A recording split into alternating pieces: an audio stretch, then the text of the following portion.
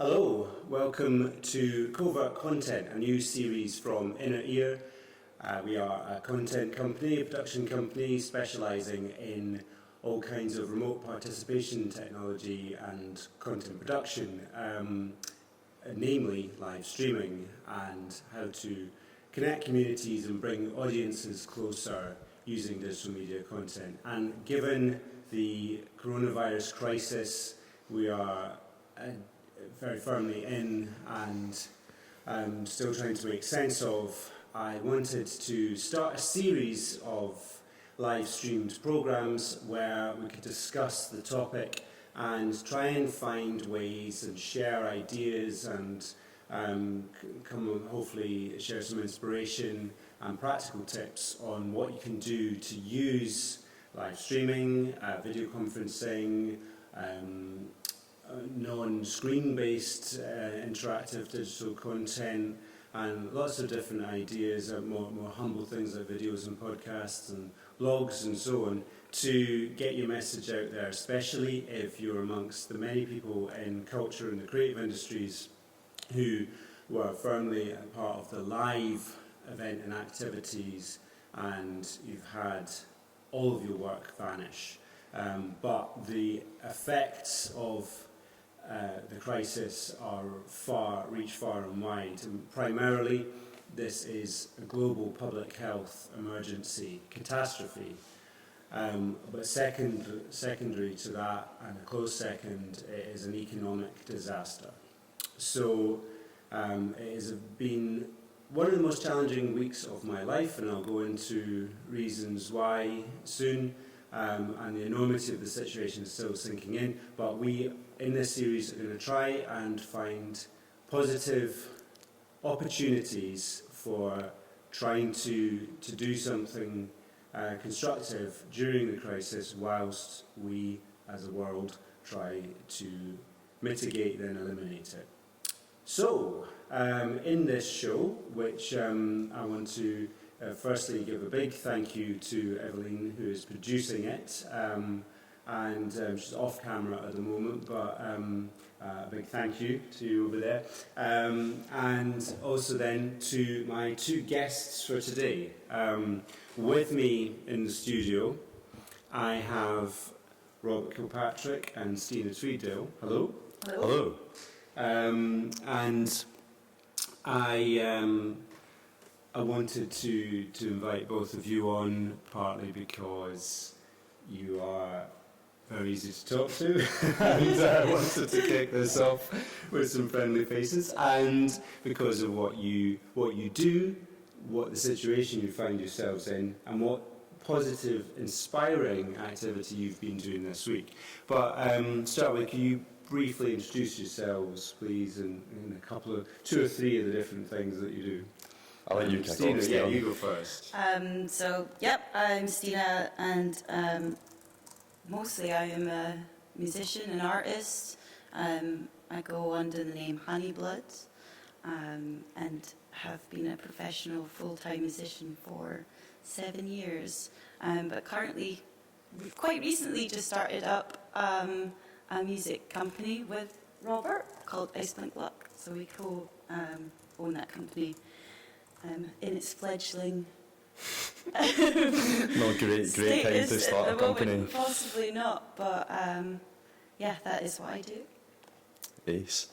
Yeah, my name's Robert Kilpatrick. So yeah, I co-founded Iceblink Luck with Stina a few months ago, after us chatting about doing something together for years on countless nights out, and after countless hangovers, and we eventually got our act together and did it just before everything got messed up. But yeah, I do that with Stina, and I'm also general manager of the Scottish Music Industry Association, working with Dougal, obviously, who's our executive chair, and the SMIA, for anyone who doesn't know, is the organisation tasked with representing and developing Scotland's music industry. So we do a wide range of things, networking events, training events, online resources, lobbying government, lots and lots of different things to help the music industry. Our biggest project being the Scottish Album of the Year Award, the SAY Award, which is Scotland's national music prize and provides a £20,000 prize to the winning album of the year, along with 9 runner-up prizes of £1,000 each. So yeah, right now kept particularly busy by the developments of the coronavirus and the impact that's having on Scotland's music scene. And it's very, very interesting seeing it from the point of view of working for the SMIA, where we are hearing concerns from our membership of over 2,500 people. We've got a lot of people getting in touch out of that membership, but then also having my own kind of personal perspective on it, suffering through it with our company.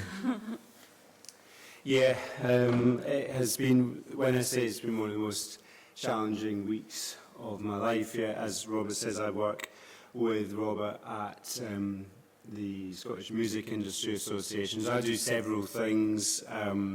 I run Inner Ear, which I have done since September 2000, or just the end of September 2000 we started, and we launched our first project, an internet radio station, Radio Magnetic, back in 2001, March 2001, so it's been going 19 years exactly, and done all kinds of different, mostly music media, but variety of different projects in that time, using technologies like streaming to make stuff that reaches people, and through that drifted into working in the music trade body for Music Business in Scotland, and then took over as chair a few years ago, 2016, yeah, when you took over as general manager. And since then we've done lots of things. The main, our big flagship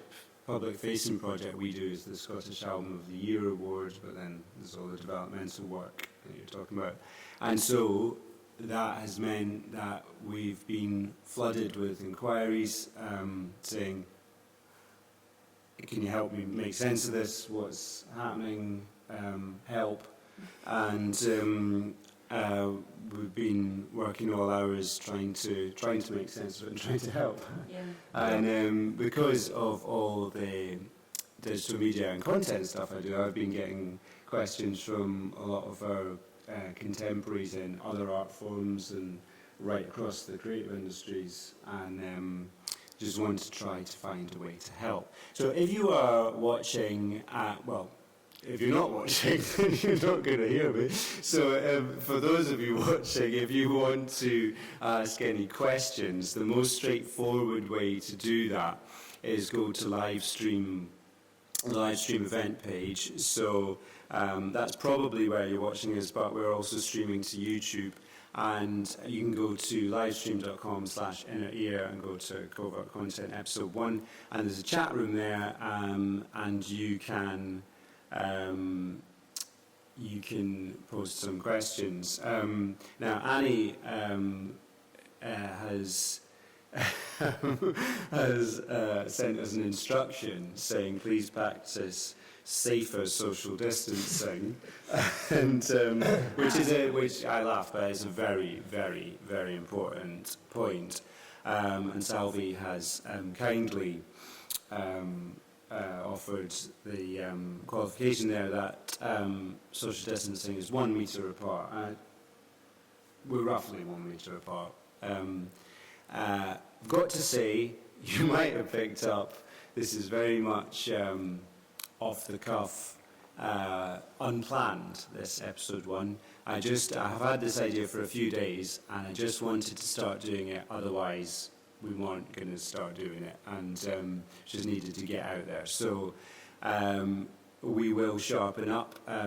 I do this for a living, and usually I have a crew, but one of them is self-isolating because he's been ill and he was in contact with someone who's come down with coronavirus symptoms, and the others are otherwise engaged today, which is why Evelyn, who's just started working with us, has kindly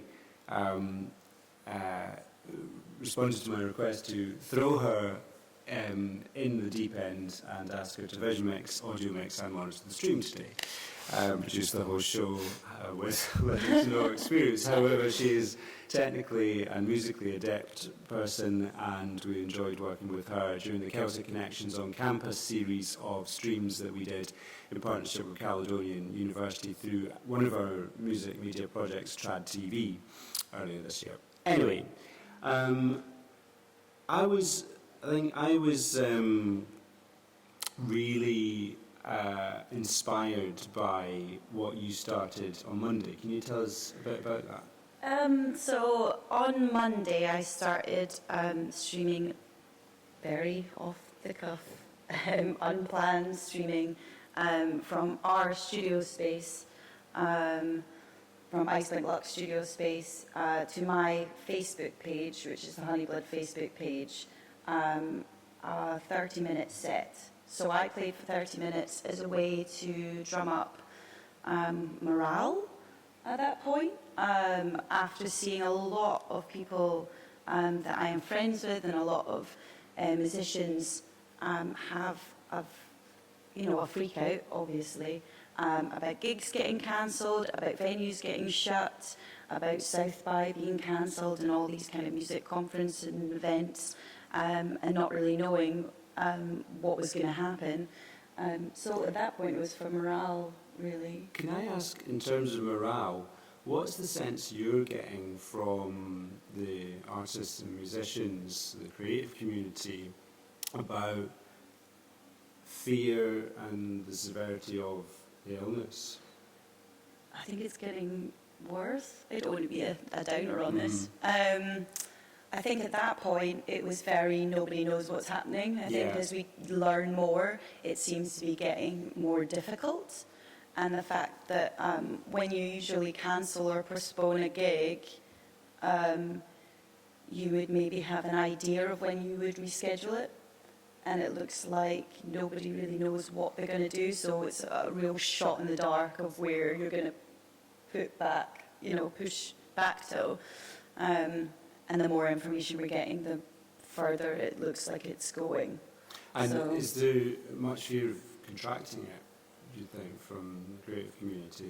I think at the moment, that seems, I've not had much insight into that from who's been posting and contacting me. I think mostly the fear at the moment is that the infrastructure for artists is crumbling, is livelihood. Although I guess a lot of people are not going to have that fear immediately until it starts to affect them, which I'm sure it will. I think that's almost a big part of the problem, is it feels very abstract. Yeah, it does. And I think people, the sense I'm getting is that they're very much separating the reason that we're in this diabolical economic position being because there's this A health worry. Horrendous health risk. Yeah, totally. That has ripped around the world really quickly since was the first case in Wuhan something as late as the 19th of December. Yeah. And it's spread so quickly and to everywhere. Yeah. Everywhere in the world, which is terrifying. And I think that is the thing, that there's no comfort in this, but it's really important to, whilst it's impossible not to be extremely worried about money and the future of work for everyone affected by this, and because it's going to be devastating to the global economy. That really is everybody. Yeah. But it's also, that's impossible. But the reason is because thousands and thousands of people are dying who wouldn't have died at this point because of this disease and this infection. So it's important to realise it's awful on two levels, I guess. Yeah, totally. But in respect to the economic position, so people are really worried, and really don't know what to do. So, what's the response been like to your series? I think it's been positive. So I set up a GoFundMe after I did the first one because people were contacting me being like, how can I contribute? So I initially didn't set it up and then set it up after. And then obviously I'm streaming from the studio. So I'm able to get there and I'm able to get musicians to come in. So I had Woods on Tuesday. No, did I have Woods on Tuesday? Yes. And then we had Martha Fionn on Wednesday. I did one last night.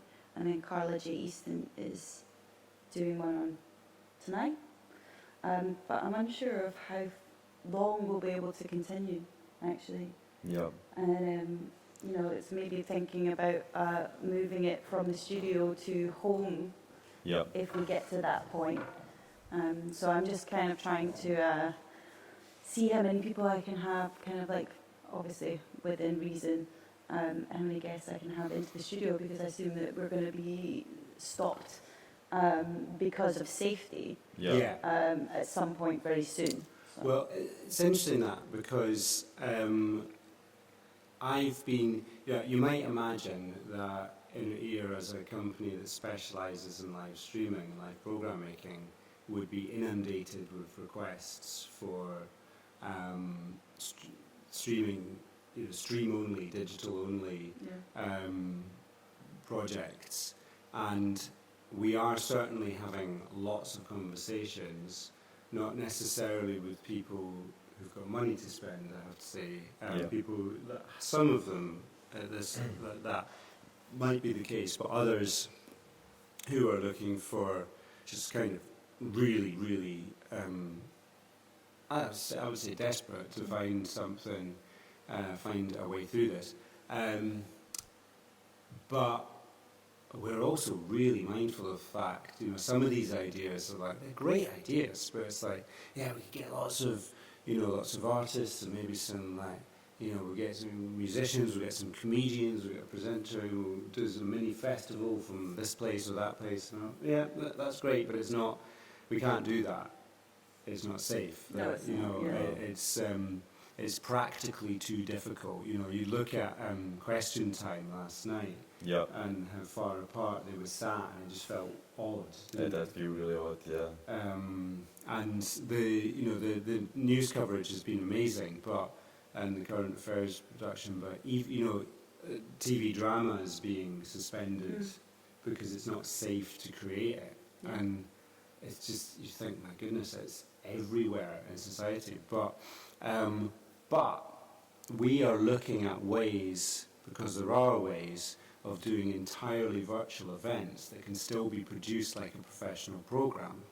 So during this series, with more prep time when I wasn't still setting up during the show, we will experiment with that sort of thing, because it'd be entirely possible using, ideally we want to try and find stuff you can use like consumer level hardware and software and platforms to do this, where you could host the show from your home, and then you could get Carla J. Easton to do a guest spot from her home, and others, and so the idea is that people who come in to me for like mini festivals and stuff, well, that's cool. You could potentially get, it would only really be safe for, in terms of infection risk, for a band to do it together if they knew they were safe because they'd already had the virus, or the testing showed that they were completely virus-free, and until we have adequate testing, we're not going to know that, or they happen to live together. But there are loads of interesting examples of people collaborating online already, which might facilitate that. Have you seen anything that's inspired you of what people are doing Pretty much all this week I've been taking up Yeah. on our stuff. You- Well, on Stina stuff that I think is quite interesting, like we normally work with a videographer, Gareth Goodlad from Danger Kill Productions, who's done a lot of Stina's Honeyblood stuff, and is always willing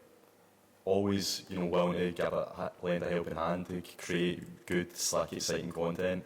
Which Stina wanted to start this on Monday, initially, and I'm sure you given you do this for a living, Dougal, you'd be like, you need a strategy, you need a plan, you need to do it somewhere that's got Wi-Fi, because we actually did to start the streaming in somewhere that didn't have Wi-Fi, using a hotspot. Yes. But I loved how you were just kind of like, so Gareth has been isolating because he had the flu really badly, and he's obviously, because he's just recovering from that, particularly vulnerable, so he's trying to isolate. Yeah.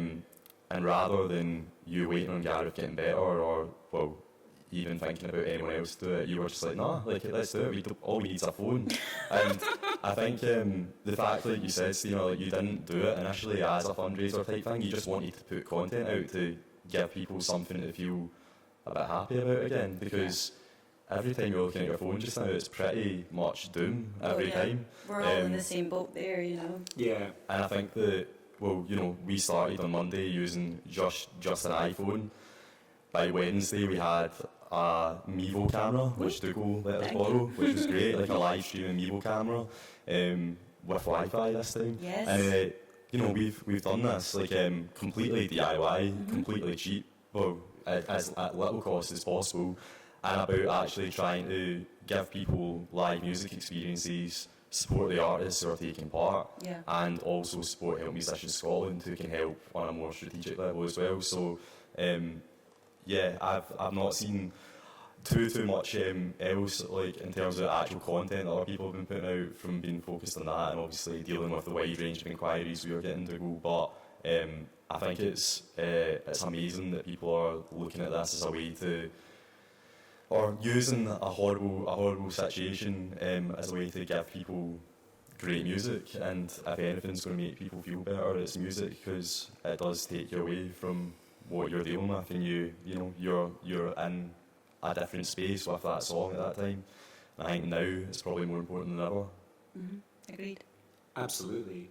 I think that the have a go attitude that you have is great, because on Monday when it popped It was in very to see scary, when wasn't you it? setting up, I was like, well, hang on, where's your plan? Where's your rehearsal? Where's your prep? But then, and you didn't have one. But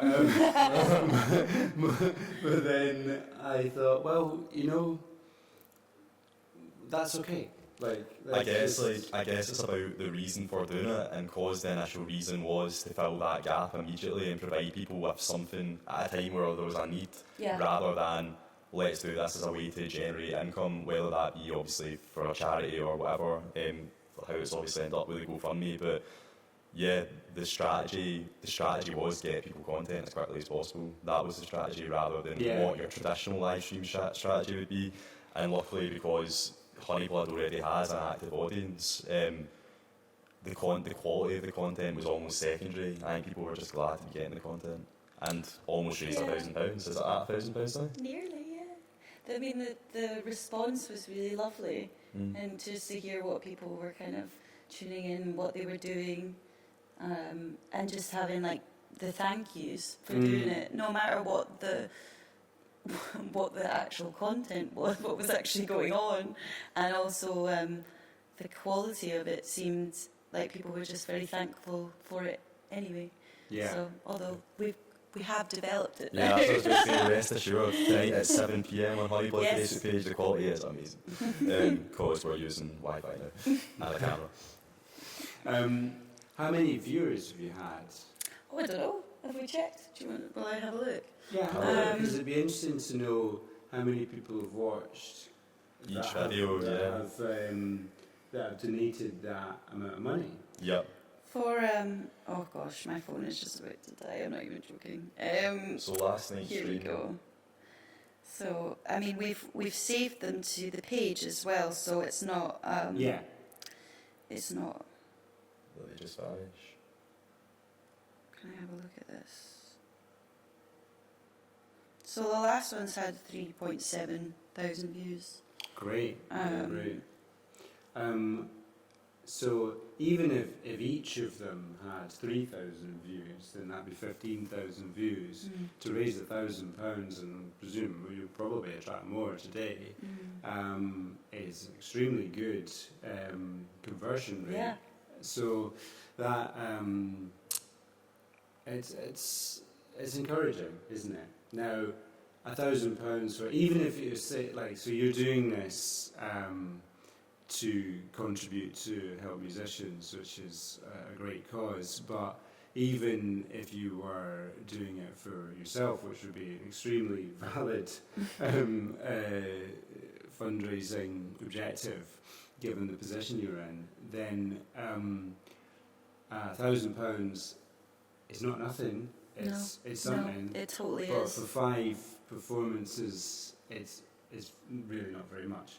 But it's a start, and you know, what's the sense that you get about how willing people might be to contribute to things like that? I guess like my concern, and sorry to take it to a kind of dip, is whilst people might be willing to put money in just now when they're seeing this stuff initially start, I don't know if that's going to start to fall or decline as time goes on, because I think there's just an anxiety about spending money in general just now. And like similarly, like I was talking to you, Dougal, like even in terms of your business, where you're renowned as being one of the leaders in your field in Scotland in terms of live streaming, and you have some interest, but do they have the cash, or are they willing to put the cash down at a time where people don't actually know what their cash flow is going to be like, because you can't project the end of this? We've had a digital-only event postponed. I mean that's pretty worrying. It says a lot about the anxieties about spending money, even if it's digital only. But I don't know, like I think it's like you had a nice soundbite the other day when you were like, normally it's quite difficult to make money like from online content, but now is not normal times. Yeah. And I think that is really, really true. It's flipped everything on its head, and I'm really excited actually to see what people start doing in terms of innovative ideas to make money online. True.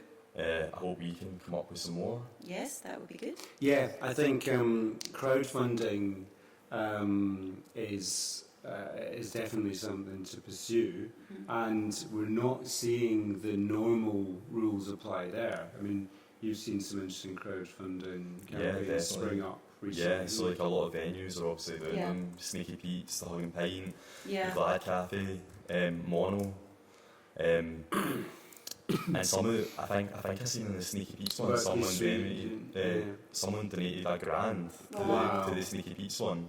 When? Very recently I seen it on Facebook, which is amazing, because let's see what they're venues I feel so bad for just now, the position they're in. They are community to me, you know. Without them, we've not really got anything really.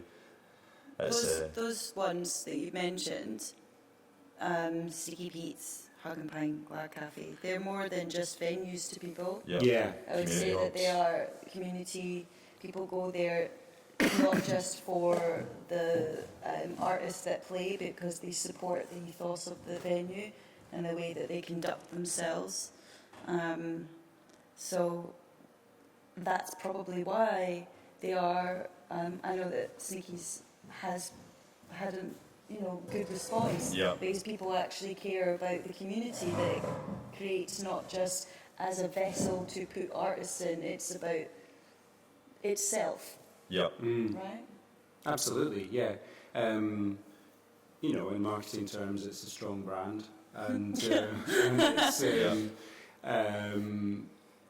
it's obviously got a lot of brand loyalty from the audience. But yeah, people love it, people care about it, and they have raised over £7,500 already, and that's from 314 supporters. Which is not a lot, really. Not a lot, think no. about And it's only a few days in, and that defies the because they threw this up. Yeah. Now, normally you should. One of our friends and associates, Tim Wright from Twin Tangibles, is a crowdfunding specialist. He's a crowd economy specialist, and he teaches people crowdfunding campaign strategy. And you shouldn't really be able to have a very successful campaign that you come up with on the spot and just put out there. Sneaky Pete's has got some assets that they were able to mobilise quite quickly. They've got that community. They've got that deep love for them, and all the other examples you cited just now, all these other venues have the same, and it's really really rewarding to see that people care so much, because the thing I think is that artists are in a terrible position here, and we can go on to explore the implications of it, but the venues, the promoters, the tech crew, it goes on and on and on, and it's artists at least have the potential to generate revenue on their own in their homes. Doing live streams and inviting donations, or however they try and monetize it. It's not nearly so easy for the other people working in the business. It might actually be easier for a venue that's got a brand like Sneaky Pete's, the Hug and Pint, or Glad Cafe, or Burger Street, and so on, to curate stuff. And I've been trying to think of lots of ideas. But then what are the crew going to do? What are how are the promoters going to get involved? And what about the agents and the managers? And so there's a whole infrastructure of people, and that is just music. Then you take in all of the other performing arts. You take in everything in hospitality, in non-essential retail, in travel, tourism, it goes on and on, heavy industry, everything that's been... even YouTube has a sign at the top of the page saying that their resource is compromised because they're having to limit staff to protect the health of their workforce. So, it rips through everything. Totally. But there are some ways to generate money, and so that's what we're going to do through this series, is explore as many as possible. And anything that can become a tearaway success, in your next series... maybe you start that next week, maybe it's shortly after, who knows. As you do this more and it builds, and you could try patronage models like Patreon, have people subscribing or donating on a regular basis as well as ad hoc. You might, for brands who are still willing to spend, you might attract sponsorship and all sorts of things. For if any artists can, or any of us who can create content, doing things like this or whatever, can generate lots of income, then we could contribute to hardship funds for those who cannot. Yeah, I think that's essential. If you can make significant or even partly significant money just now, I think there is a moral responsibility to try and help others. Absolutely. I definitely do. And we're all in this together. Once we do come out the other end, which we will, there's obviously going to be people's businesses that are severely compromised, that maybe will need help to readjust. And, they're also, it's like a give and take. For example, if I was going to go and book I was going to book a tour to generate income, I need venues to play in Yeah. and I need crew to come with me, and I need all of this to make it work. So if those people are severely compromised during this and then can't get back on their feet, then that compromises my growth as well. So it is very much like we need to all continue to keep each other afloat so that we can hopefully Still have an industry. get stability in the future. Yeah, I mean, here in Glasgow in Scotland, where we are, wherever you're watching, we don't have very much, because there isn't really very much guidance coming from Scottish Government or UK Government in terms of how any predictions on how long these restrictions and the need for social distancing will be in place. If you read the epidemiology reports, which I would encourage you to do so you can be informed, but they do not make for happy reading, then this is going to last. I think we could comfortably say, months. I actually don't want to say how long I think it could last, but I think I think we just need to be. We need to give ourselves a bit of time to settle down, because it's been a big shock in really just in the last week or so. It escalated. Yeah. And we don't need to rush to do everything at once. We're going to have loads of time. We are, yeah. I mean, we've not had any spare time at all. No. Any moment we've been awake, but a week, hasn't it? Yeah. Well, it feels like a year, but that will settle down too. And I loved the comments on your show last night of the things people have been doing when they've been at home, and I did feel pretty envious, I have to say, because wherever I'm working from, there's so much to do. But it will settle down. We would like to see, we need to see much more coming from those who governments to fill the gaps even temporarily in people's incomes, so that their livelihoods are not at risk. And then we can start to figure out how we can try to do these positive things and make some money and band together and help each other out as a community, while we try and deal with this virus. Doesn't seem like the most upbeat way to end, but I thought of an upbeat way to end. Well, maybe it's just like me thinking this is maybe quite a good tip. If we are going to get into a state where there's a lockdown thing, right, and we're talking about the importance of being able to do things remotely, digitally, people should probably look at what broadband they've got then just now and make sure you've got decent broadband ahead of this potentially becoming worse, because... You're going to take your own advice here? Oh yeah, I mean, we live together as well, and our flat broadband is rubbish, but we should definitely upgrade it, because you're right, like if it gets to a point where we can't access the studio, for example, where we do now have better Wi-Fi, you need to make sure you've got the tools at your home to make content and make money. Yeah.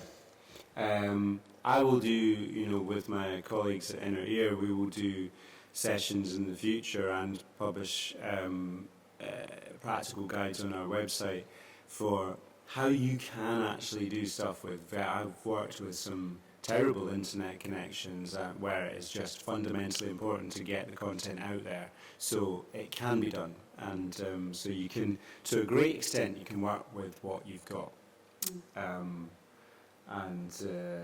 The important thing is we will get through this. We have to, so we will. And we will, as long as we are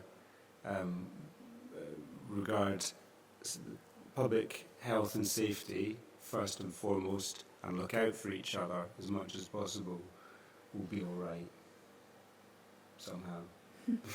So thank you very much for watching, everybody. And forgive my very ad hoc last minute nature doing this. The other shows that will follow will be a little more polished, I'm sure. And thank you very much to Evelyn for jumping in to produce this. at very short notice. And thank you very much, Robert and Stina, for joining us. And also, I will show you around next time, but we're in this beautiful building, which is owned by, or this part of the building is owned by my friend's marketing agency, Bright Signals, and the Inner Ear studio is here, and we've got a whole range of creative people who work here. None of them are here today because they're all practicing remote working and social distancing, which is partly why it was easy to do this here. But we would, even if they were working, and when we can return to work, we're going to do stuff because there's loads of nice spots around this beautiful studio complex that we can use. But thank you all. We will promote and share this series and invite lots of questions in advance in the future. We'll be back next week. Keep an eye on innerear.co.uk and our social channels to find out more, and also on the Scottish Music Industry Association, or SMIA, also Honeyblood and Iceblink Luck. Anyone else we should plug or shout out? Probably covers it. No, just get everyone to us. Yeah, Everyone watch us. yeah. No, thank you for asking us to do this. Yeah, Dougal. It's nice to chat about how we can work through it together instead of be inside your head and feel the doom. Yeah, so thank absolutely. you. And stay well, stay positive, and thanks for watching. I actually remembered I've got an end slide that I haven't brought up, so